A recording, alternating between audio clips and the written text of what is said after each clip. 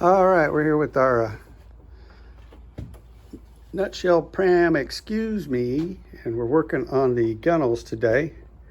Got the quarter knees in yesterday, and the gunnel in the plans, it calls for a 1-inch gunnel, and we got a 1-inch gunnel, but instead of putting all of it on the outside edge, we cut 3/8 inch strip, another 3/8 inch strip, and that, if my math is correct, plus this 1/2 inch shear plank,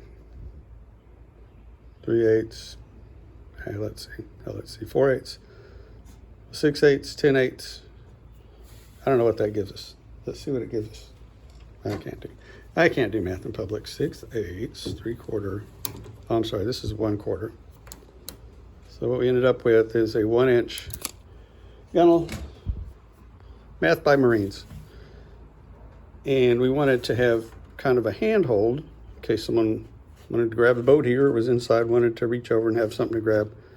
But to lift it, if we had put everything on this edge, there'd be nothing to grab on the inside to try to pick it up. So we did that. And then we came in and before we put it on, we routed the bottom edge. And we routed the bottom edge just to ease it so if someone doesn't break a set of fingers on it. And then Skipper helped me get these clamps started. And since we've got it on both sides, we just alternated the fastenings. So put in a silicone bronze screw here. It's a 1-inch, so after it sinks itself a little bit, it ends up coming out the other side just a tad. So we took the handy sander and sanded it down. And I will just tell people that's a rivet. And then we outside, inside, outside, every 6 inches, inside, and just walk that way all the way up to the front, with the exception of where this inner strip, we stopped it just before the frame. We also left a little gap, so if we turn the boat on the side, water can run out there, and I don't want to try to fit it right up next to that because I'm lazy. Then we started it again and ran it up onto the bow. And then we took the belt sander with whatever grip belt it had on it and lightly started going over this quarter knee. It was rough, and working it down. And when we put these inner and outer gunnels on, we tried to get it as close to the level of the plank itself, but and then we took combination first pass with the belt sander to get it close, and then did the random orbital sander to get it even closer. One side I left these edges square and got it first, and then later I got lazy or confused and I rounded the edge first, and then I came in and got this all level, which, but if you leave the edges square, it gives you more room to try and get a nice flat surface. With them rounded, your sander can run off, but that's the next step you're going to do anyway, is come back where I routed it and then take a sander and go over the edges. So we'll just do one angle, come back a little more, back a little more, back a little more, back a little more, back a little more, and just get that where it feels good to the hand. And then we shaped the transom a little bit. We brought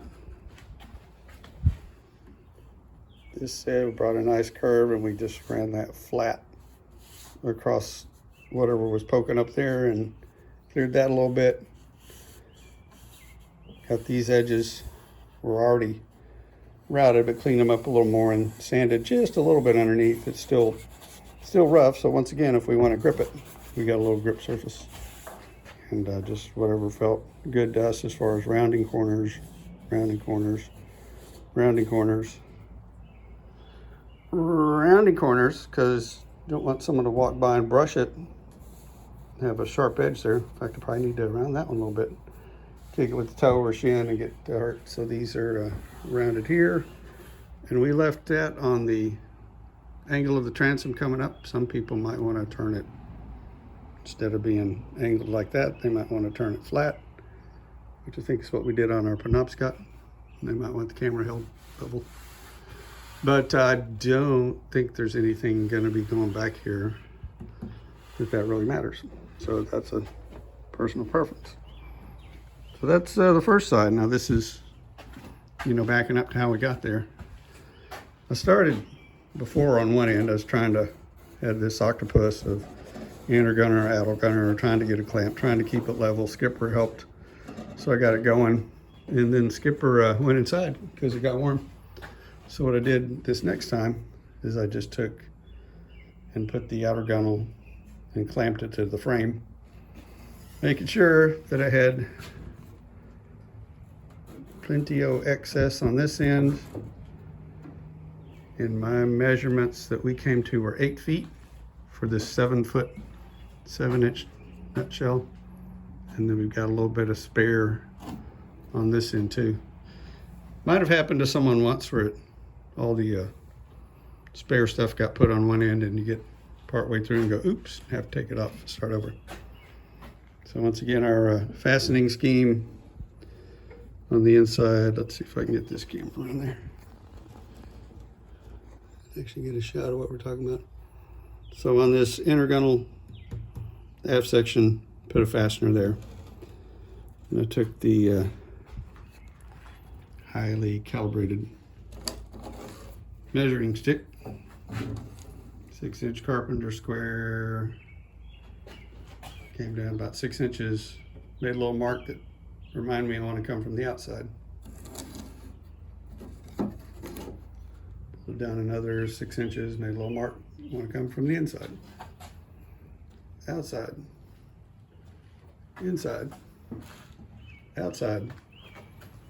It'd be inside, but oops, we're out of inner gunnel at that point, so I'll put a fastener there, and there'll be a fastener there.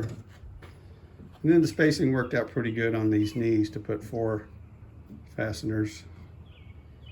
And they will obviously, they'll go through the gunnel when it gets up into place.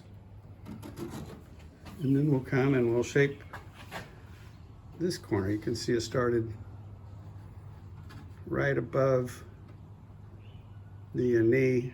This knee's actually sitting just a tad lower, so actually by the time I route it, it's going to be fine.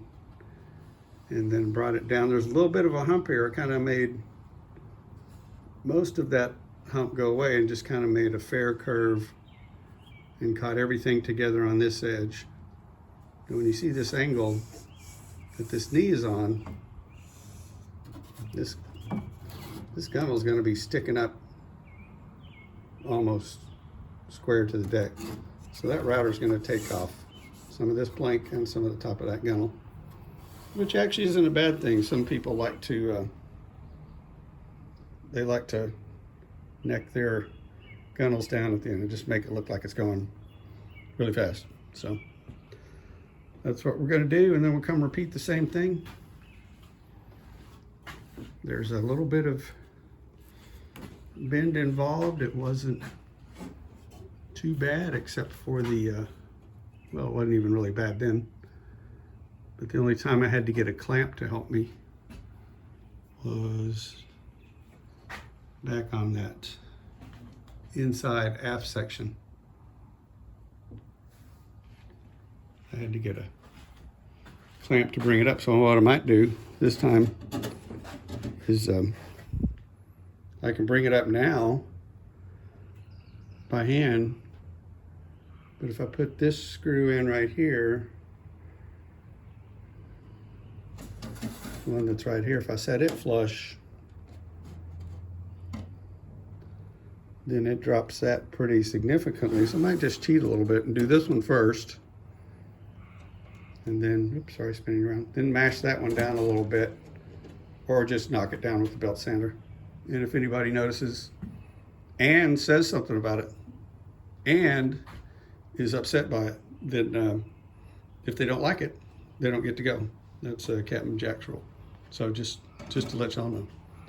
All right, we're gonna get back to drilling holes and putting in fasteners.